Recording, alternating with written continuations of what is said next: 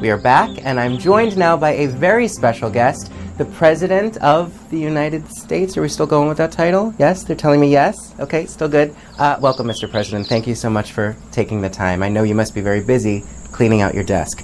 It has been quite a dramatic news week for you. They make up lies. I've seen it many times. They make up things. I mean, 2 former employees convicted, 1 implicating you as a co-conspirator in his crimes, a public feud with your attorney general, friends and allies, even doormen flipping on you left and right. I know all about flipping. For 30, 40 years, I've been watching Flippers. Such a good show. Look, I didn't know Manafort well. He wasn't with the campaign long. Well, then why don't we start with your former attorney and fixer, Michael Cohen?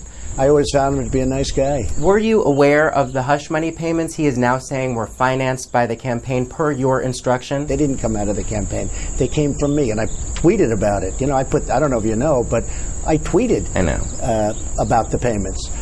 But they didn't come out of the campaign. Did they come out of the campaign? They didn't come out of the campaign, and that's big. Huge. Because that could be illegal? A little dicey. Or illegal. But they weren't. It's not even a campaign violation. If you look at President Obama, he had a massive... Pecker. David Pecker, your friend and CEO of the National Enquirer, has recently been granted immunity in the Cohen investigation and is said to have a lot of dirt on you. I don't know. I've always had controversy in my life, and I've always succeeded. I've always won. Well, some say you're about to win, most likely to get impeached. I'll tell you what. If I ever got impeached, I think the market would crash. If you ever got impeached? I think everybody would be very poor. Why, if you ever got impeached, you would probably start crying, then rehash all the lying and rhetoric you've preached. All the Dems would be smirking, Jim Acosta would start twerking if you ever got impeached. If I ever got impeached... You could just give in to Mueller, then go and get some color by lying on a beach. This is all natural, right?